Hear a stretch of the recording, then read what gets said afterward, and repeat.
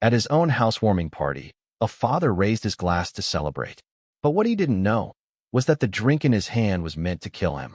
And the only reason he survived was because his son drank it first. The house didn't just glow that night, it announced itself.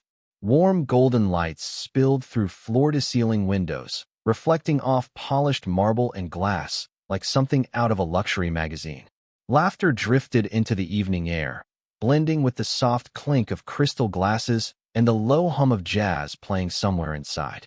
To anyone passing by, it looked like the perfect celebration. And at the center of it all stood Edward Hale. At 68, Edward carried himself with the quiet confidence of a man who had spent decades building things that lasted: homes, towers, entire city blocks. His silver hair was neatly combed, his suit tailored but understated. He wasn't flashy.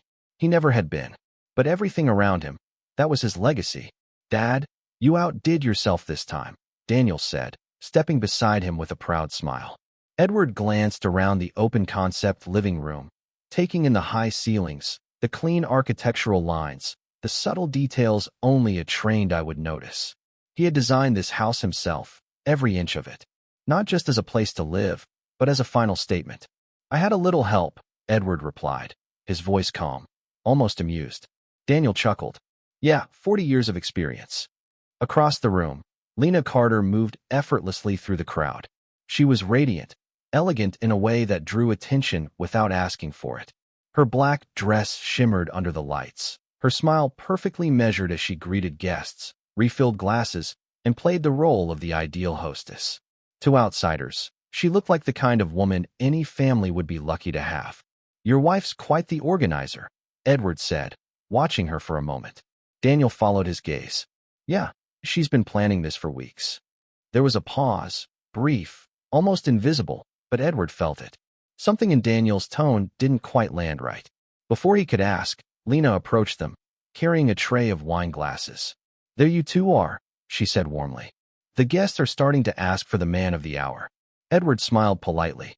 "I didn't realize I was the main attraction." "You always are," Lena replied, handing him a glass. "Especially tonight." Her eyes lingered on him just a second longer than necessary. Most people wouldn't notice it. Edward did. "Everything okay?" she asked, tilting her head slightly. "Of course," Edward said, lifting the glass slightly in acknowledgement. "Just taking it all in." "You should," Lena said softly. Moments like this don't come around often. There was something about the way she said it. Not sentimental.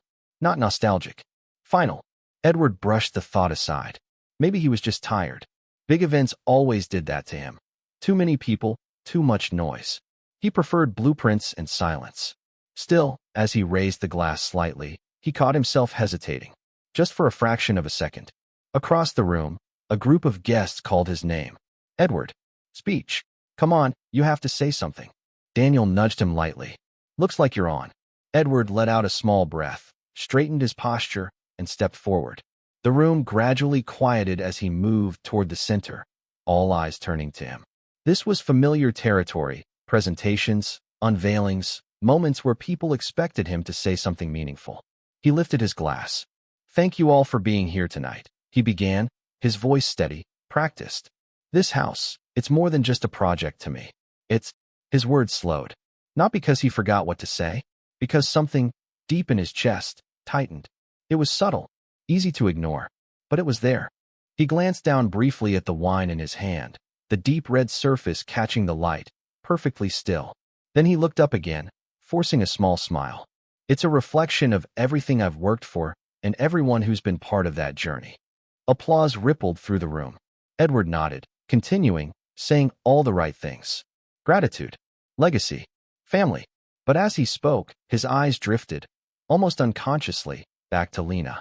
She was watching him, not smiling now, just watching.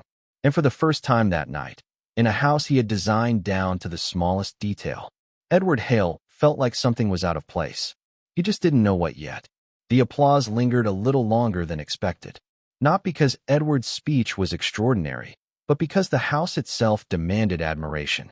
Guests turned their heads, whispering about the structure, the finishes, the view. Some walked toward the glass walls. Others traced their fingers along the smooth edges of the custom-built furniture. Edward stepped back, lowering his glass, nodding politely as people approached to congratulate him. Incredible work, Edward. You've outdone yourself. This place must be worth a fortune. He smiled, shook hands, gave short, humble responses. He had heard it all before. Praise never meant much to him. It was the process that mattered. The quiet nights sketching ideas. The problem-solving. The structure behind the beauty. But tonight, something kept pulling his attention away. He scanned the room again. Lena. She was laughing now, standing with a group of guests near the dining area. Her posture relaxed, her gestures fluid, every movement carefully composed. If anyone had noticed that brief, strange look earlier, it was gone, replaced with perfection. Edward frowned slightly. You okay? Daniel's voice came from beside him again, softer this time. Edward turned. Yeah. What? Daniel hesitated, then shrugged. You just seemed distracted during the speech. Edward let out a small breath. Probably just tired. Big night, Daniel said. Big house, Edward corrected, half smiling. But Daniel didn't laugh this time. Instead, his eyes flicked, quickly, almost instinctively, toward Lena. Edward caught it. It was subtle, a fraction of a second. But it was enough. You and Lena doing all right? Edward asked casually. Too casually. Daniel blinked, clearly not expecting the question. Yeah, of course. Another pause. Then, why wouldn't we be? Edward held his gaze for a moment longer than usual. Just asking. Daniel nodded, but there was tension in his jaw now. The kind people try to hide. Before Edward could press further, Lena's voice cut through again, bright, effortless. Everyone, can I have your attention for just a second? She stood near the center of the room now, holding another tray, this one filled with fresh glasses of wine. If we're going to celebrate properly, she continued with a playful smile, we need a real toast. A few guests chuckled. Someone clapped lightly. Edward watched her carefully this time. Not her words. Her hands. Steady. Precise. Almost rehearsed. Daniel, she said, turning toward him, come stand with your father. Daniel froze for a split second. Then he moved. The hesitation was small, but Edward saw it. Felt it. Like a hairline crack in something that was supposed to be solid. The room gathered closer now, forming a loose circle around them. Conversations faded. Glasses were lifted. Lena stepped forward, offering Edward a new glass. Fresh one, she said gently. Yours looked a little empty. Edward glanced down. His original glass, still in his hand, was nearly untouched. He didn't remember drinking much at all. Strange. Thank you, he said, taking the new one. Their fingers brushed briefly. Her hand was cold. Not just cool, cold. Daniel was watching that exchange. Too closely. Lena turned, raising her own glass now. To new beginnings, she said. The words were simple, but something about them landed wrong. To family, she added. A murmur of agreement moved through the crowd. Edward lifted his glass slowly. To family, he echoed. But his eyes shifted again, to Daniel. And this time, he didn't look away. Daniel wasn't smiling. Not really. His grip on his own glass was tight, too tight. His knuckles pale under the pressure. For a moment, everything seemed to slow. The music softened into the background. The chatter disappeared. There was just the three of them. Edward, Daniel, Lena, connected by something invisible and suddenly fragile. Drink, Lena said softly. It wasn't a command, but it wasn't a suggestion either. Edward felt it. That same tightening in his chest. Stronger now. Sharper. He raised the glass slightly higher. The deep red liquid caught the light again. Perfectly smooth, perfectly still. And for reasons he couldn't explain. He hesitated. Just long enough for Daniel to notice. Just long enough for something in Daniel's expression to shift, from tension to decision. Edward opened his mouth, about to say something. But Daniel moved first. Fast, deliberate, and completely unexpected. Daniel's hand shot forward. Not toward his own glass. Toward his father's. Before anyone could react, before Edward could even process what was happening, Daniel grabbed the glass from his hand and, in one swift motion, brought it to his own lips. Daniel, Edward started. Too late. Daniel tilted the glass back and drank. All of it. The room froze. At first, people laughed, awkward, confused laughter, assuming it was some kind of joke. A playful interruption. A son stealing his father's spotlight. Hey, that's one way to do it, someone called out. But Edward didn't laugh. Because Daniel wasn't smiling. Not even a little. He lowered the empty glass slowly, his breathing already uneven. His eyes flicked, briefly, to Lena, and in that single glance, something cracked wide open. Lena's face had changed. The warmth was gone. The charm, the ease, the perfect hostess mask. It slipped, just for a second. And what replaced it was panic. Raw, unfiltered, terrified. Edward felt it like a punch to the chest. "What did you just do?"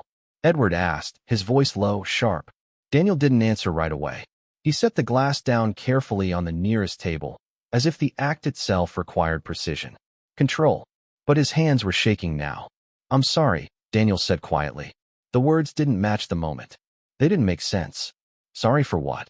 Edward stepped closer. Around them, the guests were starting to notice. The silence wasn't playful anymore. It was heavy, uncomfortable. "Daniel," someone said from the crowd. "You okay?" Daniel exhaled slowly, like he was bracing himself. Then he looked at his father. Really looked at him. And for the first time that night, Edward saw something unmistakable in his son's eyes. Fear. Not for himself. For him. "You weren't supposed to drink that," Daniel said. The words hit the room like a dropped glass. A few people chuckled again, nervous, uncertain. But no one moved. No one spoke. Edward's voice dropped even lower. "What are you talking about?" Daniel opened his mouth, then staggered. It was subtle at first. A shift in balance. A slight sway. Then his hand shot out, grabbing the edge of the table. "Daniel," Edward said louder now.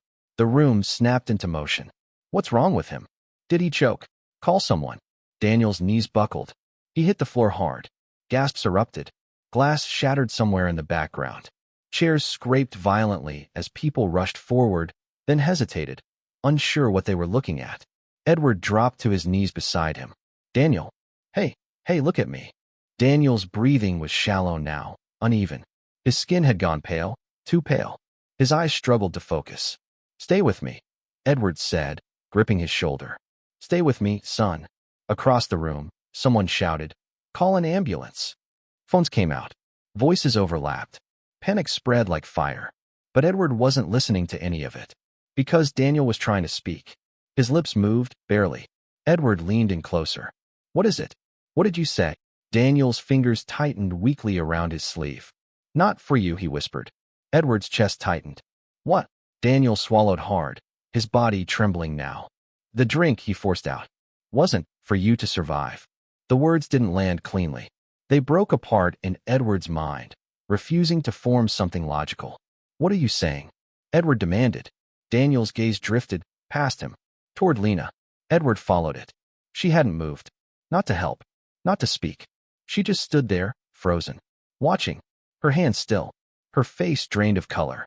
"Lena," Edward said, rising halfway, his voice cutting through the chaos. What did he mean? She didn't answer. Didn't even try. That was the answer. Behind him, Daniel let out a sharp, broken breath. His body jerked slightly, then went still for a moment too long. "Daniel." Edward turned back immediately, panic surging. "Stay with me." Sirens wailed faintly in the distance now. Getting closer. Too slow. Everything felt too slow. Edward pressed a hand against his son's chest, as if he could hold him there, force him to stay. "Why would you do that?" Edward's voice cracked now, just slightly. "Why would you drink that?" Daniel's eyes fluttered. Fading, but still fighting. "Proof," he whispered. Edward leaned closer. "What proof?" Daniel's lips barely moved. "Check the glass." His hand slipped, fell limp against the floor. And just like that, the room that had been filled with laughter minutes ago became a crime scene waiting to be understood. The sirens arrived like a warning too late to matter. Red and blue lights bled through the tall glass windows, flashing across the pristine walls Edward had once been so proud of. The same walls that now reflected panic.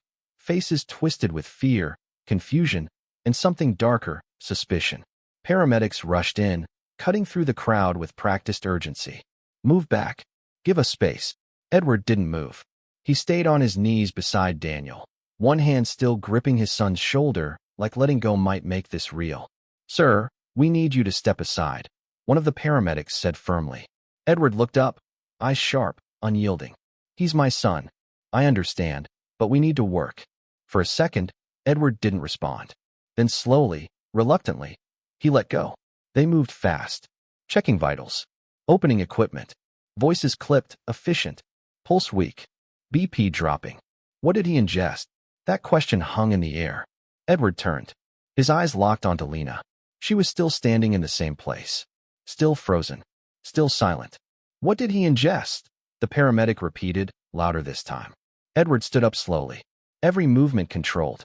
Deliberate. He drank my wine, Edward said. The room shifted.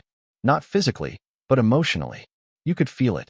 Like everyone had just taken a step back without moving. The paramedic nodded. Was there anything in it? Medication? Alcohol mixed with? No, Edward said. Then, after a beat. Not that I know of. But his eyes never left Lena. Across the room, a guest whispered, "What's going on?" Another voice. He said it wasn't meant for him. Did someone poison the drink? That word spread fast. Poison. It didn't belong in a room like this. Not among crystal glasses and designer furniture. But now it was everywhere. Edward took a step forward. "Lena," he said. Her name cut clean through the noise. She blinked, like she was waking up. Edward, I. What did he mean? Edward's voice was calm. Too calm. He just collapsed, she said quickly. Maybe he's allergic to something, or... Don't. The single word stopped her. Not loud, but final. Edward took another step closer. You handed me that glass. Her breathing hitched. It was just wine. Everyone's drinking the same thing. No, Edward said, shaking his head slightly. Not the same glass. Silence. Heavy. Watching. Waiting. Behind them, the paramedics lifted Daniel onto a stretcher. His arm fell slightly to the side as they moved him. Lifeless. Stay with us, sir, one of them muttered, adjusting the oxygen mask. Edward's jaw tightened, but he didn't look away from Lena. You said fresh one, he continued. You insisted. That's normal, she snapped suddenly, the edge in her voice slipping through. I was hosting, and you were watching me. Another crack. Small, but growing. I watch everyone, she said. That's what a hostess does. Edward took one final step. Now they were close. Too close. You weren't watching everyone, he said quietly. You were watching me drink. Her composure faltered. Just enough. And that was all Edward needed. Behind him, Daniel's voice echoed in his mind. Check the glass. Edward turned sharply. Scanning. There, on the table. The empty glass Daniel had used. Half hidden among others. He moved quickly, pushing past a couple of stunned guests, grabbing it before anyone else could touch it. Sir, don't contaminate, someone started. Too late. Edward held the glass up, staring at the faint residue clinging to the inside. It looked like nothing. Just wine. But now it felt like evidence. Like truth. Like something that could explain everything or destroy it. Bag this, he said, turning to one of the paramedics. Or police. Whoever gets here first. The paramedic hesitated. Sir, we're not. Just don't let anyone touch it. Something in Edward's tone made him listen. Across the room, Lena finally moved. One step back. Then another. Edward, you're overreacting, she said. But her voice had lost its confidence. You think I poisoned him? She added, almost laughing, but it didn't sound real. Edward didn't answer right away. He looked at her. Really looked at her. Not as family. Not as someone he trusted. But as someone standing on the edge of something irreversible. You tell me, he said quietly. In the distance, news sirens approached. Not medical this time. Lower. Heavier. Police. And for the first time that night, Lena Carter looked like someone who realized the plan hadn't just failed. It had turned against her. The police arrived before the ambulance doors even closed. 2 officers stepped into the house, their presence cutting through the chaos like a line drawn across the room. Conversations died instantly. The soft jazz that had been playing in the background suddenly felt inappropriate, almost offensive. One of the officers scanned the scene quickly. Who called it in? A guest raised a shaky hand. He collapsed. We think something's wrong with the drink. The officer nodded, already moving. Nobody leaves. We need statements from everyone. That word, nobody landed heavily. Because now this wasn't just an emergency. It was an investigation. Edward stood near the center of the room, the glass still in his hand. He hadn't let go of it. Not for a second. Sir. The second officer approached him carefully, noticing the tension in his posture. I'm going to need you to put that down. Edward didn't move. This glass matters, he said. The officer's expression shifted slightly. Then we'll handle it properly. But you can't keep holding it. A pause. Then slowly, Edward handed it over. Be careful, he added. My son drank from that. The officer nodded and immediately signaled for an evidence bag. Across the room, Lena was speaking now, fast, controlled, trying to regain ground. This is insane, she said to another officer. It was just wine. Everyone here drank the same thing. Did they? Edward's voice cut in. All eyes turned again. Lena stiffened. Edward stepped forward, calmer now, but colder. You handed me that glass personally, he said. Not from the table. Not from the tray after serving others. It was the same bottle, she started. You made sure of it. Her lips parted, but no words came out. The officer between them raised a hand. All right, let's slow this down. Ma'am, I'll need you to walk me through exactly what happened. Lena nodded quickly. Of course. I was just hosting. I brought out fresh glasses, poured wine. For him, Edward interrupted. The officer glanced between them. Sir, let her finish. But Edward didn't look at the officer. He kept his eyes locked on Lena. Because now he wasn't just remembering. He was reconstructing. Every second. Every detail. Where's the bottle? Edward asked suddenly. That shifted everything. The officer turned. Good question. Where is it? A few guests looked around. It was on the dining table, someone said. Another voice. No. I think she took it back to the kitchen. Lena's breathing changed. Subtle. But faster now. I don't remember, she said. Edward's gaze sharpened. You don't remember? It's just wine, she snapped, the control slipping again. Why are we acting like? Because my son is in an ambulance. Edward's voice rose for the first time, raw and cutting. Because he drank something meant for me. Silence crashed down. No one spoke. No one moved. The officer stepped in again, more serious now. Ma'am, I'm going to need you to come with me. We'll sort this out calmly. Lena shook her head slightly. You're making a mistake. Then help us understand, the officer replied. But she didn't move, didn't cooperate, didn't even pretend anymore. Instead, her eyes flicked, just once, toward the hallway leading to the kitchen. Edward saw it. So did the officer. Kitchen, the officer said immediately, gesturing to his partner. Check it. The second officer moved quickly, disappearing down the hallway. Every second stretched. Heavy. Tense. Edward's heartbeat felt louder than the room. Lena crossed her arms now, like she was holding herself together. You're all overreacting, she said again, but the words sounded weaker now. Thinner. Then, got something. The voice echoed from the kitchen. All heads turned.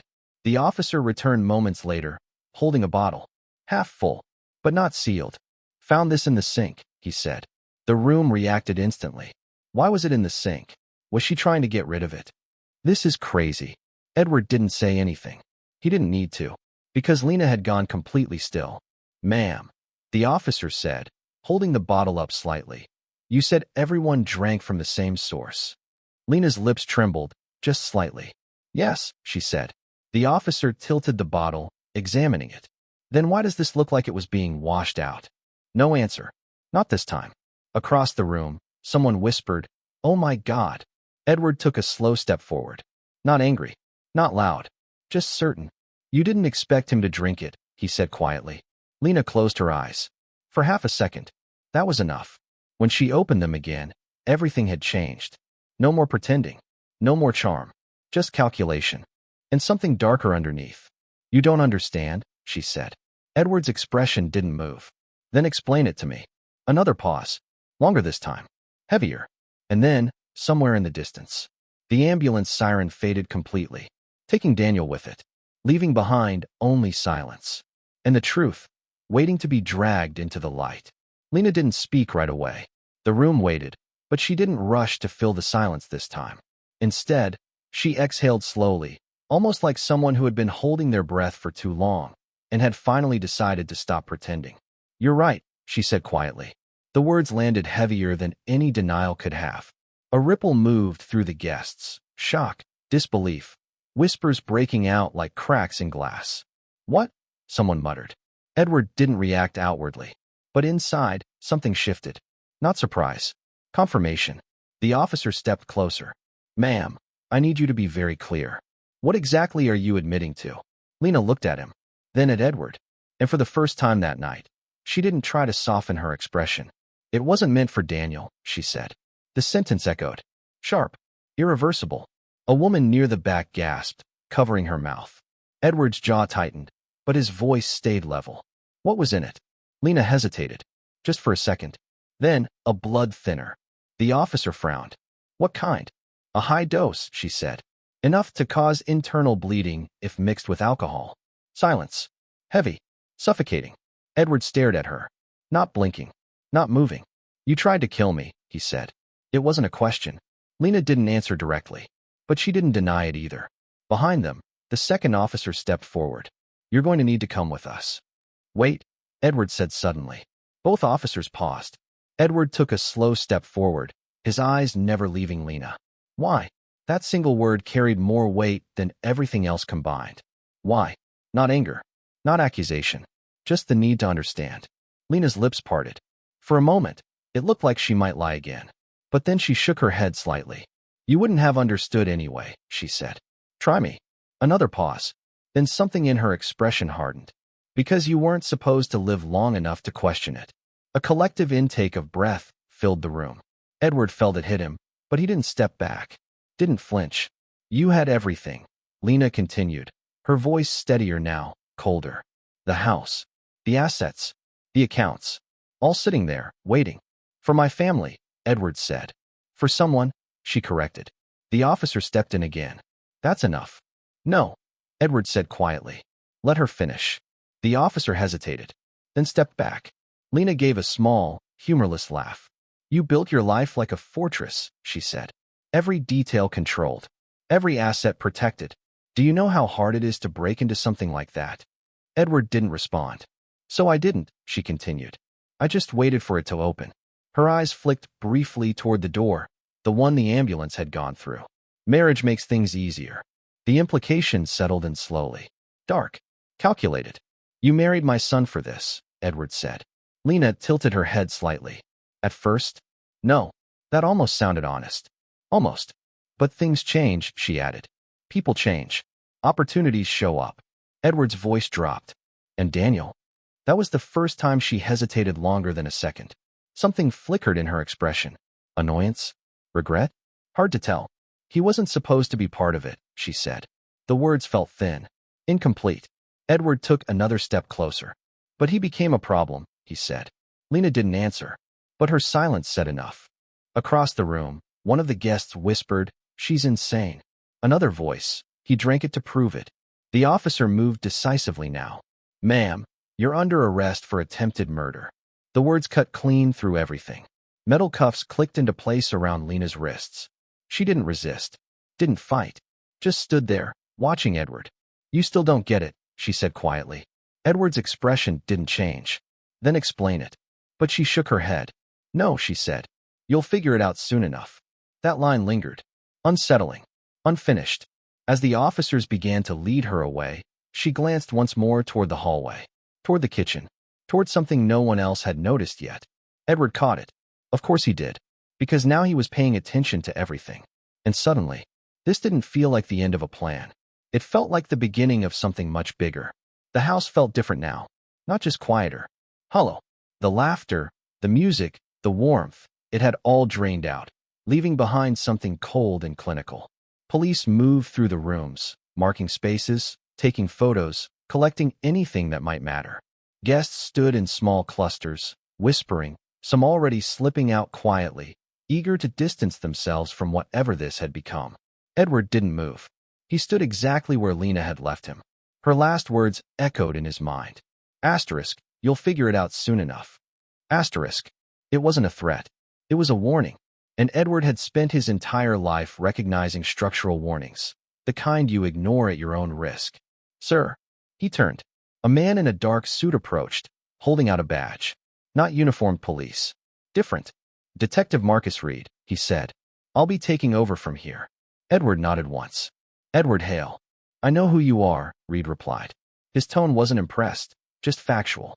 And I'm sorry about your son. Edward's jaw tightened. He's still alive. Reed held his gaze for a moment, then gave a small nod. Then let's keep it that way. That was the first useful thing anyone had said all night. Reed gestured toward the living room. Walk me through it. From the moment she handed you the glass. Edward did. Every detail. Precise. Measured. Like reconstructing a blueprint from memory. Reed didn't interrupt much, just occasional questions. Same bottle or different? She said fresh. Anyone else drink from it? No. Your son. Why did he intervene? Edward paused. That was the question. I don't think this started tonight, he said finally. Reed's eyes sharpened. Explain. Edward exhaled slowly. Daniel's been off. Distracted. Watching her more than usual. Suspicious. Yes. Reed nodded slightly, filing it away. So he knew something. Or suspected enough to act. Reed glanced toward the kitchen. And he chose to drink it himself. Not randomly, Edward said. Deliberately. To prove it. Edward didn't respond. He didn't need to. Reed followed his gaze to the evidence bag containing the glass. Smart, the detective muttered. Risky, but smart. Edward's voice lowered. He said something before he lost consciousness. Reed looked back. What? Check the glass. That shifted something. Reed straightened slightly. That's not something you say unless you already know what's in it. Exactly. A beat. Then Reed turned toward one of the officers. Get that glass to the lab, priority. Full talk screen. The officer nodded and moved immediately. Reed looked back at Edward. Your son didn't just act on instinct. He had a plan. Edward felt it too. That realization settling deeper now. Daniel hadn't panicked. He had decided. Which meant, he knew more than we do, Edward said. Reed gave a short nod. And whatever that is, we need it fast. A silence stretched between them. Then Edward spoke again. She looked at the kitchen before you found the bottle. Reed's attention snapped back. You're sure? Yes. How? Edward didn't hesitate. Because she was careful everywhere else. Reed studied him for a second. Then smiled faintly. Architect, he said. You notice structure. I notice flaws. Reed turned immediately. Searched the kitchen again. Everything. Cabinets, trash, drains, don't miss anything. Two officers moved quickly. The tension shifted again. Not confusion anymore. Direction. Reed stepped closer to Edward, lowering his voice slightly. There's something else, he said. People don't usually jump straight to attempted murder, unless they're desperate. Edward's eyes hardened. Or they think they can get away with it. True, Reed said. But desperation leaves patterns. Edward didn't respond. Because now he was thinking. Not about the drink. Not about the party. But about Lena. Her precision. Her patience. The way she had said asterisk, marriage makes things easier. Asterisk. That wasn't impulsive. That was planned. Long-term. Careful. And people like that don't work alone. Detective, Edward said quietly. Reed looked at him. She's not the only one. Reed didn't ask how he knew. He just nodded slowly. I was hoping you'd say that, he replied. At that moment. Detective. One of the officers reappeared from the kitchen, holding something in a clear evidence bag. A small vial. Dark liquid residue still clinging to the inside. Found this behind the sink. Hidden. Reed took it carefully, examining it under the light. His expression changed. Not shock. Recognition. Well, he said under his breath. This just got bigger. Edward stepped closer. What is it? Reed didn't look up right away. When he did, his voice was calm. But serious. Not something you casually buy at a pharmacy. A pause. Then, your daughter-in-law didn't just try to poison you. He held up the vial slightly. She had help. The vial changed everything. Until that moment, the night could still be explained as a twisted, isolated act. One person, one plan, one mistake.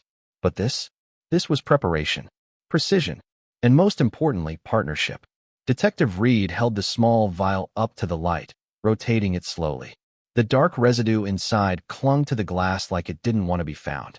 Send this to Tox immediately, he said, handing it off. And flag it. I want full analysis, composition, source, everything. The officer nodded and disappeared. Edward stood beside him, watching closely. You recognize it. Reed didn't deny it. I've seen similar compounds, he said. Not common. Not something you order online and hope for the best. Edward's voice hardened. Then where does it come from? Reed glanced at him. People who know exactly what they're doing. That answer didn't bring comfort. It confirmed something worse. This wasn't desperation. This was strategy. Across the room, Lena was being escorted toward the door. Her hands cuffed, her posture still controlled, but something in her expression had shifted again. Not fear. Not panic. Calculation. Even now, Edward stepped forward. Wait. The officers paused. Reed looked at him. Make it quick. Edward approached Lena slowly. Up close, he could see the details others might miss. The tightness in her jaw, the slight tension in her shoulders, the way her eyes were already scanning, measuring. "You didn't do this alone," Edward said. It wasn't a guess. Lena smiled faintly, and that was more disturbing than any denial. "You're finally catching up," she said. Edward didn't react. "Who is it?" he asked. Lena tilted her head slightly, studying him. "You think this ends with me?" she said softly. "That's not an answer." "No," she agreed. "It's not." A pause.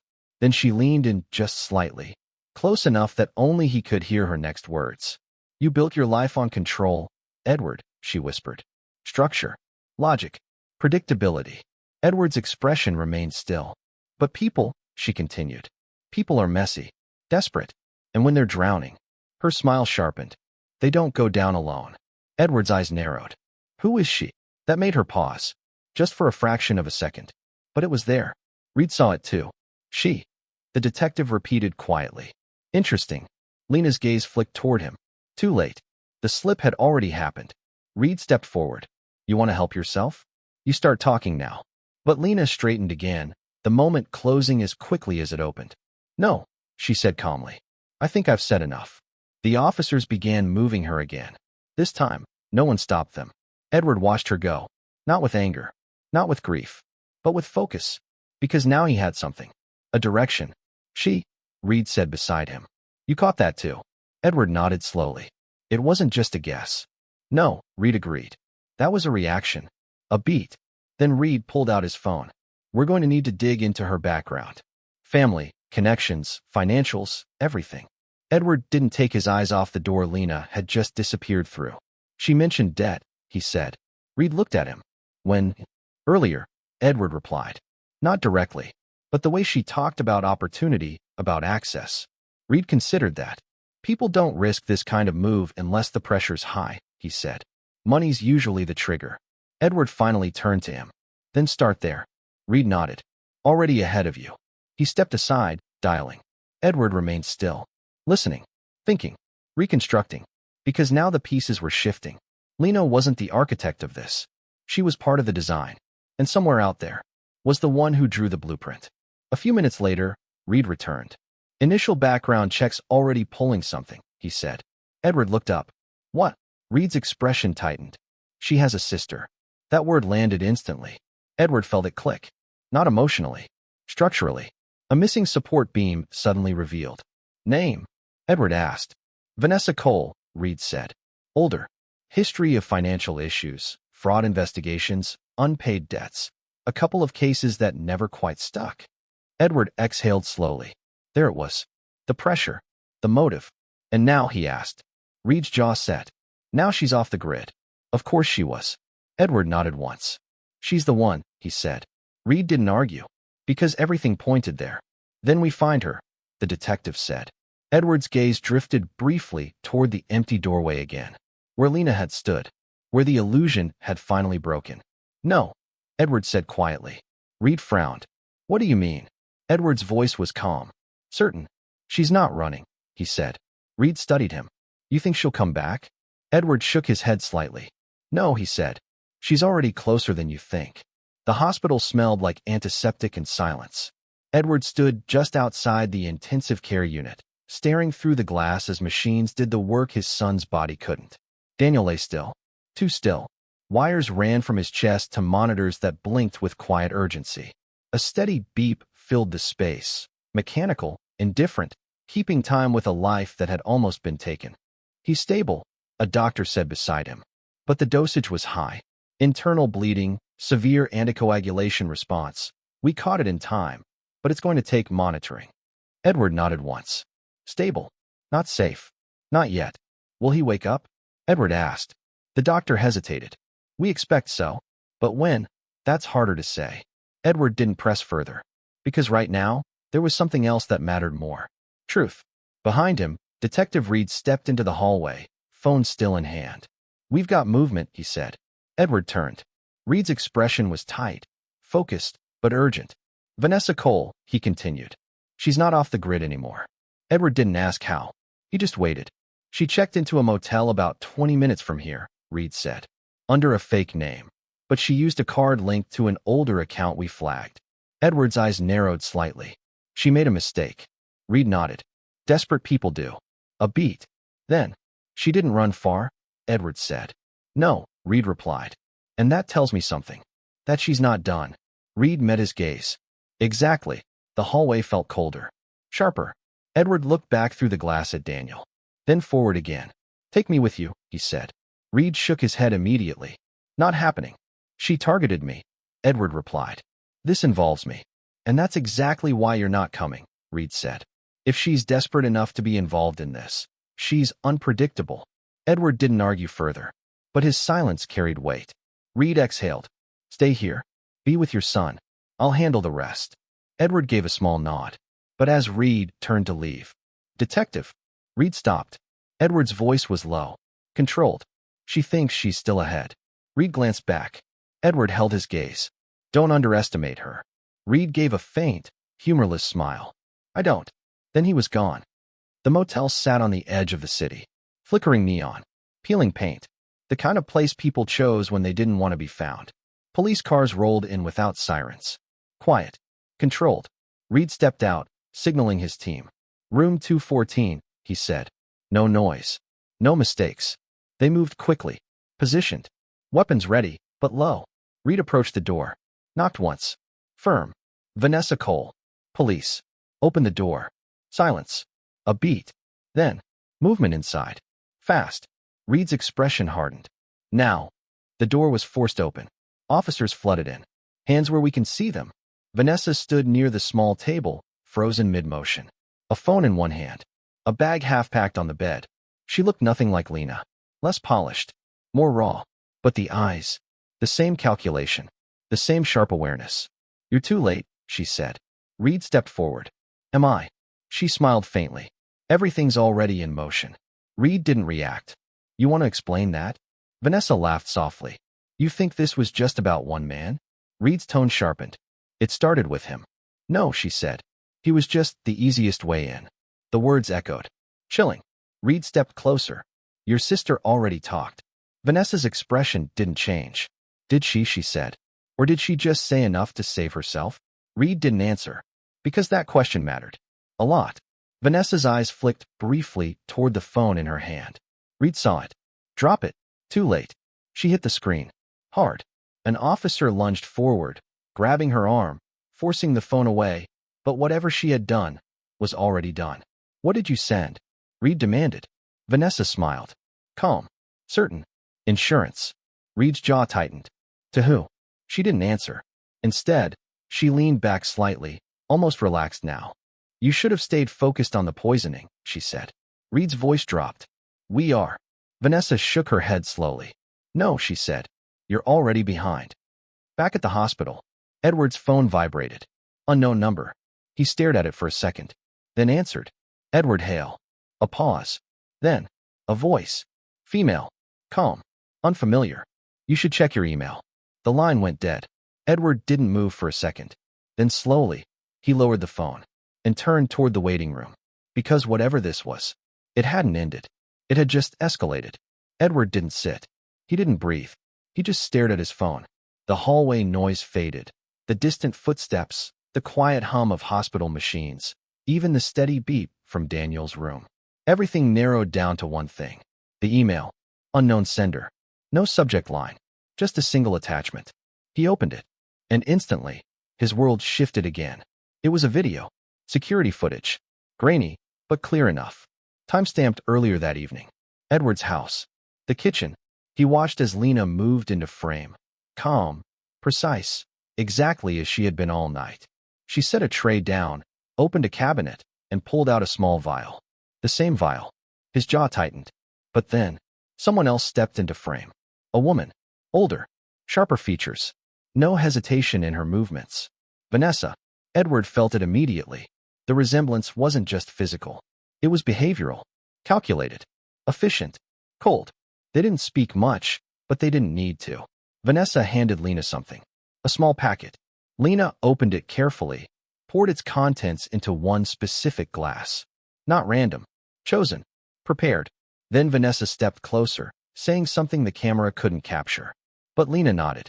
And then, Vanessa smiled. Not nervous, not rushed, confident, like someone who had done this before. The video ended. Edward lowered the phone slowly. His reflection stared back at him in the black screen. Older, heavier, but clearer than ever. This wasn't just a plan. It was a system, and his house had been the stage. Behind him, footsteps approached. Detective Reed. He must have seen the shift in Edward's posture. What is it? Reed asked. Edward turned the phone toward him. Watch. Reed did. Silently. Carefully. By the time it ended, his expression had changed. That's enough for conspiracy and attempted murder, Reed said. And more. Edward shook his head slightly. No. Reed looked at him. No. This isn't everything. Reed frowned. It's pretty damning. It's controlled, Edward replied. Too controlled. A pause. Then Reed understood. You think this was meant to be found? Edward nodded once. Vanessa said something before you got to her, didn't she? Edward asked. Reed's eyes narrowed slightly. How do you know that? Edward didn't answer directly. Because he already knew. She triggered something, he said instead. That email wasn't random. Reed crossed his arms slightly, thinking. She called it insurance. Exactly. Silence stretched between them. Then Edward moved. Fast. Toward the elevator. Where are you going? Reed called after him. The kitchen, Edward said. Reed followed immediately. Why? Edward didn't stop. Because if that video was insurance. He hit the elevator button. Then it's protecting something bigger. Minutes later, they were back inside the house. But now it felt completely different. No guests. No noise. Just evidence markers and silence. The kitchen lights were still on. Everything looked the same. But Edward didn't see the room anymore. He saw the video. Frame by frame. Step by step. She stood here, he said, moving to the exact spot Lena had been. Reed watched closely. And Vanessa, Edward continued, shifting slightly, stood here. He pointed. Reed followed his line of sight. What are you looking for? The detective asked. Edward didn't answer right away. He scanned the counters, the cabinets, the angles. Then, he stopped. The sink. Reed noticed it too. You already found the vial there, Reed said. Edward shook his head slowly. Not the vial. He stepped closer, leaning in, studying something almost invisible. A small detail, easy to miss, unless you knew where to look. What? Reed asked. Edward reached out, carefully, without touching. There's a second residue line, he said quietly. Reed stepped closer. Meaning? Edward's voice dropped. Meaning that wasn't the only substance used. The room seemed to tighten. Reed's expression hardened. You're saying? I'm saying the poisoning wasn't the full plan, Edward said. A beat. Then, it was just the trigger. Reed looked at him. Trigger for what? Edward finally turned. And for the first time since the hospital, there was something else in his eyes. Not just control, not just grief, but realization. They needed me gone, he said. Reed nodded. For the money. Edward shook his head. No. A pause. Then, for access. Silence. Heavy. Reed felt it too now. The shift. This house, Edward continued slowly, isn't just a house. Reed's voice lowered. What is it? Edward didn't hesitate. It's where I keep everything. Reed's eyes narrowed. Everything. Edward nodded. Designs. Contracts. Private accounts. Offshore structures. Things that don't exist on paper the way people think they do. Reed's expression changed instantly. They weren't just trying to kill you, he said. Edward met his gaze. No, he replied. They were trying to replace me. The realization didn't settle gently. It hit like impact. Reed stared at Edward for a moment longer, then turned sharply, already moving. Call it in, he said into his radio. We're escalating. This is no longer just attempted murder. Possible financial infiltration, identity targeting, coordinated fraud. Static crackled back. Edward remained still. Because now everything made sense. The patience. The marriage. The timing. They hadn't just wanted him dead. They needed him absent. Long enough to step into his position, access what only he controlled. Daniel, Edward said suddenly. Reed looked back. What about him? He knew. Edward replied. Reed frowned. Knew what? Edward's eyes darkened slightly. Not everything, but enough to risk his life. A beat. Which means he found something before tonight. Reed processed that quickly. Something we haven't seen yet. Edward nodded. And if Vanessa triggered that email, Reed added, then whatever Daniel found might already be exposed. Or worse, gone. Edward turned and walked toward the study. Reed followed. Where are we going? My office, Edward said. If they were planning to replace me, they would have needed access points. They entered the room. It was quiet, untouched. At first glance, nothing looked out of place. Books aligned perfectly, desk clean, screens dark. But Edward didn't trust appearances anymore. He moved to the desk, opening drawers, checking compartments. Reed scanned the room. What am I looking for? Anything that doesn't belong, Edward said. That narrows it down, Reed muttered. Edward ignored him, because something was already bothering him. A small detail, a structural inconsistency. He turned toward the wall panel, discreet, built into the design. Most people wouldn't even notice it. Reed did. What's that? He asked. Private access, Edward said. He pressed his thumb against a hidden sensor. Nothing happened. Edward frowned. Tried again. Still nothing. Reed stepped closer. Problem. Edward's voice lowered. This doesn't fail. A pause. Then Reed's tone sharpened. Unless someone changed it. Edward's jaw tightened. He stepped back slightly, scanning the panel more carefully. Then he saw it. A faint scratch. Near the edge. Fresh. Not part of the design. They got in, Edward said quietly. Reed immediately moved. We need tech in here, now. But Edward was already moving again. To the secondary terminal. Backup access. He powered it on. The screen flickered to life. Login prompt. He entered credentials. Access granted. Good. For a second, everything looked normal. Then, Edward's expression changed. Reed noticed instantly. What is it? Edward didn't answer right away. He was scrolling. Fast. Checking logs. Access records. Then he stopped. There, he said. Reed stepped beside him. A timestamp. Earlier that evening. Before the party. Unauthorized access attempt. Then another. Then, success. Reed's voice dropped. They got through. Edward nodded slowly. And they didn't take everything, he added. Reed frowned. How do you know? Because if they had, Edward said, I wouldn't still have access. A beat. So what did they take? Reed asked. Edward's fingers hovered over the keyboard. Then he pulled up a specific file directory, paused, and opened it. Empty. Reed leaned in. What was that? Edward's voice was quiet. Identity structures, he said. Reed blinked. Meaning? Edward looked at him. Legal frameworks, he explained. Shell entities. Authorization pathways. The kind of infrastructure that lets someone step into a role without raising immediate alarms. Reed's expression hardened. They were building a replacement. Edward nodded. And now they have the blueprint. Silence filled the room. Heavy. Then, Reed's phone buzzed. He answered immediately. Reed. A pause. His expression changed.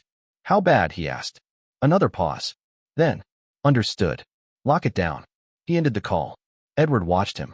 What happened? Reed looked at him. Grim. They just tried to access one of your financial accounts, he said. Edward's eyes narrowed. From where? Reed hesitated, then answered. Inside the hospital network. Everything stopped. For a second. Even time. Edward felt it instantly. Cold. Precise. They're not done, he said. Reed shook his head slowly. No, he replied. They've already moved to phase 2. Edward turned toward the door. Reed stepped in front of him. Where do you think you're going? Edward's voice was steady. Back to my son. Reed frowned. Why? Edward held his gaze. Because if they need access. A pause. Then, Daniel might be the key they're using. Edward didn't wait for permission. By the time Reed turned, he was already moving. Fast, controlled, like a man who had just seen the final piece of a collapsing structure. Edward, wait, Reed called, catching up. You can't just. They accessed the hospital network, Edward said, his voice low but sharp. That's not coincidence. Reed didn't argue, because he knew. They moved quickly down the hallway, past nurses, past waiting families, past the quiet weight of people suspended between hope and loss. ICU doors. Restricted access. Reed flashed his badge. Police. We need access, now. The nurse hesitated for half a second, then stepped aside. Room 3, she said. Edward didn't slow down. He pushed through the doors. Daniel's room was dim. Machines steady. Monitors blinking. But something was wrong. Edward felt it before he saw it. A presence. Not supposed to be there. A woman stood beside Daniel's bed. Back turned. Still. Calm. Too calm. Step away from him, Reed said instantly, his voice cutting through the room. The woman didn't move. Then slowly she turned. Vanessa Cole. Up close, she looked different than in the motel. Cleaner. Composed. Like she had already adapted to the next phase. You're early, she said. Edward's eyes locked onto her. You shouldn't be here. Vanessa smiled faintly. Neither should you. Reed stepped forward. Hands where I can see them. Vanessa raised her hands slightly, but not fully. Not submissive. Just controlled. You're chasing the wrong thing, she said. No, Reed replied. I'm exactly where I need to be. Edward moved closer to the bed. To Daniel. Still unconscious. Still vulnerable. What did you do? Edward asked. Vanessa glanced at him. Then at Daniel. Nothing yet, she said. That word, asterisk yet asterisk, hit harder than anything else. Reed's grip tightened. You're done. This is over. Vanessa shook her head slowly. No, she said. This is the part where you finally understand. Edward didn't blink. Understand what? Vanessa stepped slightly to the side, revealing the monitor. Reed's eyes narrowed. What is that? It wasn't standard. A small external device, connected, running, unauthorized. Edward felt it click instantly. They're pulling data, he said. Vanessa smiled. Not just data, she corrected. Access. Reed moved fast, reaching toward the device. Don't, Vanessa said sharply. He stopped. Not because of fear, because of certainty in her voice. If you disconnect that wrong, she continued, you lose everything he has left and everything we already took. Silence. Tight. Controlled. Edward stepped forward. Closer. You used him, he said. Vanessa tilted her head. He used himself. Edward's eyes darkened. He suspected Lena, she continued. He started digging, looking into accounts, transfers, patterns. A pause. He got closer than he should have. Edward's voice dropped. So you made him part of the system. Vanessa smiled faintly. We adapted. Reed's tone sharpened. You poisoned him. No, Vanessa said. That was Lena's mistake. A beat. I just made sure it still worked in our favor. Edward's hands clenched slightly. You were going to kill me, he said. Vanessa shook her head. No, she said. We were going to become you. Silence. Heavy. Unavoidable. All your structures, she continued. Your hidden accounts. Your layered access. Everything tied to you, and only you. She gestured slightly toward Daniel. He found one of the keys. Edward's chest tightened. Vanessa's voice softened, almost impressed. Smart kid, she said. Too smart. Reed stepped closer. It's over. You're not walking out of here. Vanessa didn't react, because she wasn't trying to. Instead, she looked at Edward. You built a system that trusts blood, she said. Authorization through family. Legacy access. Edward didn't respond, because she was right. And now, she continued, that same system almost destroyed you. A pause. Then, Daniel's monitor beep changed. Slight, but different. Edward turned instantly. Daniel. His fingers twitched. Barely, but it was there. Alive. Fighting. Vanessa noticed too. Her expression shifted, just slightly. Reed moved fast. This time, he didn't hesitate. He grabbed the device. Disconnected it cleanly. Controlled. Precise. The monitor stabilized. Vanessa lunged. Too late. Officers rushed in behind Reed, forcing her back, pinning her against the wall. Vanessa Cole, you're under arrest. She didn't fight. Didn't scream. Just smiled. Even now. Because she knew something. But it didn't matter anymore. Because Daniel's eyes opened. Slowly. Weakly. But conscious. Dad, he whispered. Edward was there instantly. I'm here, he said, his voice finally breaking. Daniel swallowed, struggling. I got it, he murmured. Edward leaned closer. Got what? Daniel's eyes shifted, toward Vanessa. Then back. Proof, he said. A weak breath. They can't run. Edward closed his eyes for a second. Just one. Then nodded. They won't, he said. Weeks later, the courtroom was silent. Vanessa Cole, Lena Carter, both sentenced. Charges stacked high. Attempted murder, conspiracy, financial fraud. No escape. No more control. And Edward sat beside Daniel. Alive. Recovering. Different. Both of them. Family isn't blood, Edward said quietly. Daniel looked at him, then nodded. No, he said. It's who shows up when it matters. Edward placed a hand on his shoulder. Firm. Certain. Because in the end, they hadn't just survived. They had seen the truth. And once you see it, you never trust blindly again. So tell me, If the person closest to you had everything to gain from your disappearance, would you even see it coming?